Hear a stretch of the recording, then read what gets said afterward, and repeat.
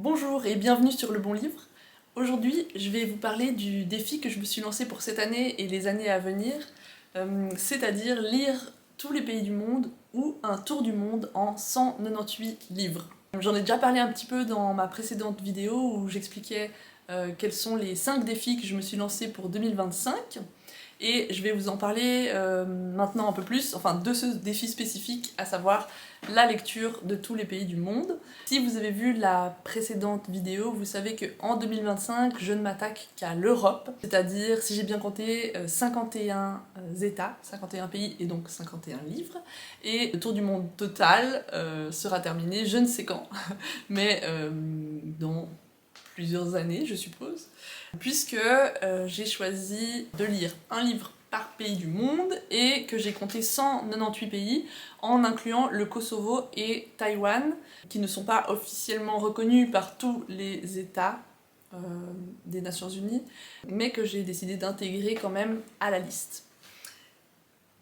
Peut-être que je vais simplement récapituler les règles que je me suis données et ensuite vous parler un petit peu des difficultés que je rencontre déjà avec ce défi.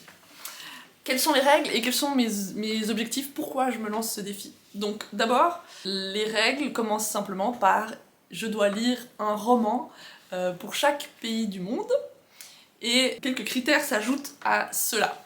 Donc, premier critère, l'auteur ou l'autrice du roman doit être du pays, c'est-à-dire né dans le pays et ou avoir la nationalité du pays et en tout cas y avoir vécu un certain temps.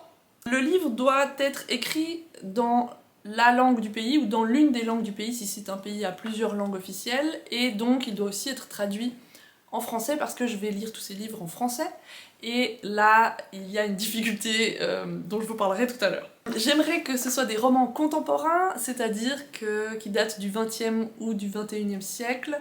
J'ai envie de lire de la littérature actuelle d'aujourd'hui et de voir en fait ce que les auteurs disent, ou surtout écrivent, sur leur pays, et quel type de fiction ils créent dans leur pays, et aussi dans leur imaginaire propre, bien sûr. Le récit doit être situé au moins en partie dans le pays, et deux critères qui me concernent moi, que ce soit uniquement des livres que je n'ai pas déjà lus, mon but c'est de découvrir de nouvelles choses, et aussi que ce soit des livres qui me plaisent, donc je ne me forcerai pas à lire des livres qui ne me plaisent pas, et pour chaque pays, je dois donc trouver un roman qui me plaît. Cette chaîne, elle s'appelle Le Bon Livre. L'idée, c'est de présenter des bons livres, ou en tout cas des livres que j'ai appréciés, puisqu'on n'est pas tous d'accord, évidemment, sur ce qu'est un bon livre, mais en tout cas pour moi, le livre doit me plaire, doit être un bon livre, et si ça signifie lire plusieurs débuts de romans pour un seul pays, et eh bien c'est comme ça que ça se passera jusqu'à ce que je trouve un livre qui me plaise. Ça, ce sont les règles et les critères que je me suis imposés pour ce défi et qui sont liés, comme je l'ai déjà un petit peu évoqué, aux objectifs du défi. Donc mon but, c'est de découvrir de nouvelles choses, c'est aussi de lire en dehors de ma zone de confort, si on veut, c'est-à-dire lire des auteurs que je ne connais pas, de pays que je ne connais peut-être pas, ou en tout cas que je n'ai pas visité. Donc découvrir des choses sur la littérature, sur les auteurs, sur la fiction dans le monde, comment est-ce qu'elle est créée, écrite, réalisée et éditée dans le monde, et puis aussi simplement découvrir des imaginaires propres aux auteurs et autrices. Ce que j'ai déjà dit dans ma précédente vidéo et qui est important à répéter, c'est que bien entendu, comme je vais lire a priori un livre par pays, ce ne sera pas représentatif de toute la littérature du pays, ni de la pensée du pays, comme s'il y avait une pensée unifiée pour un pays, ou de l'imaginaire du pays, ce sera un aperçu, juste un point d'entrée dans le pays, mais je trouve que ça correspond aussi à ce qu'on fait en voyage, c'est-à-dire qu'on voit une très petite partie du pays de notre point de vue, donc on a une expérience limitée du pays quand on voyage, et finalement lire un livre du pays, c'est aussi une expérience limitée sur ce pays, et ça m'intéresse, je trouve que ça perd pas en intérêt ou en importance, même si c'est restreint comme aperçu du pays. En tout cas, moi ça me motive et ça me donne envie de lire, et ça me donne un angle aussi de lecture et de choix pour les livres que je vais lire. Alors, quel problème je rencontre? Je vois déjà avec la question de l'Europe, donc je vous ai dit, hein, c'est 50 ou 51 pays auxquels je veux m'attaquer cette année. Et je vois déjà des problèmes, alors qu'on peut se dire que en Europe, les livres sont souvent traduits en français, etc. Apparemment, ce n'est pas tout à fait le cas. Et aussi, il y a certains pays qui sont très petits et qui ont peu d'auteurs ou d'autrices. Je peux déjà vous dire que je n'ai pas trouvé, pour l'instant encore, de romans traduits en français pour la Macédoine du Nord et pour le Monténégro. Est-ce qu'il m'en manque un autre? Non, par contre, j'ai triché également.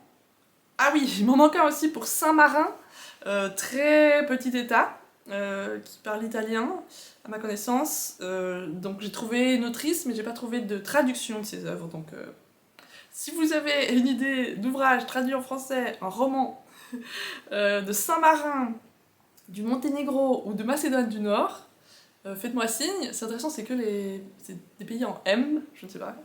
Donc faites-moi signe si jamais. Et j'ai aussi pour l'instant triché pour le Vatican. Je pense que vous pouvez deviner les problèmes liés à la littérature du Vatican. C'est-à-dire que le Vatican, c'est un très petit état, je crois qu'il y a 500 citoyens. Et j'ai appris que les citoyens changent, c'est-à-dire que on obtient la citoyenneté du Vatican tant qu'on travaille pour le Vatican, mais qu'on perd cette citoyenneté une fois qu'on part du Vatican. Donc c'est difficile de trouver de savoir en fait quelles personnes qui ont écrit quelque chose ont été un jour citoyens du Vatican. Le deuxième problème, c'est que les personnes qui sont citoyennes du Vatican sont souvent des personnes liées à l'Église, et même très souvent, et écrivent peu de romans. Voilà, donc je n'ai pas l'intention de lire des bulles papales ou des discours de prêtres, donc j'ai cherché un roman écrit au Vatican, oui, parce que j'ai déjà fait mes recherches pour l'ensemble des pays d'Europe, et je n'en ai pas trouvé. Donc là aussi, si vous connaissez un roman écrit par quelqu'un qui a vécu au Vatican, ça m'intéresse. J'ai trouvé il y a beaucoup en fait d'essais sur le Vatican, et je me suis dit que au pire je tricherais un petit peu, et pour ce pays-là je lirais un essai en lien avec le Vatican. D'autres pays pour lesquels j'ai des problèmes, Andorre, donc tous ces petits pays, ou encore, qu'est-ce que j'ai noté, le Kazakhstan, j'ai trouvé des choses mais qui ne sont pas sorties en français. Donc c'est juste pour vous donner un aperçu, c'est-à-dire que là c'est que l'Europe. Je sais déjà que, par exemple pour les Caraïbes, il y a plein de petits pays dans les Caraïbes, et qui n'ont pas tous des auteurs ou autrices de romans ou de fiction. Il y a beaucoup de poètes et de poétesses, et encore moins d'auteurs qui sont traduits en français. Donc c'est juste un exemple, mais ça risque pour ça d'être compliqué. Donc probablement qu'au bout d'un certain temps, peut-être à la fin de l'année, ou quand j'aurai encore plus voyagé dans mon tour du monde en 198 livres, je ferai une vidéo sur les pays impossibles ou les pays difficiles, et peut-être mes tentatives ou mes tricheries pour trouver un livre qui corresponde au pays, en respectant plus ou moins les critères que je me suis imposés. Voilà. Donc voilà, en résumé, hein, 198 livres, 198 pays, un tour du monde, et plusieurs années pour le faire, probablement.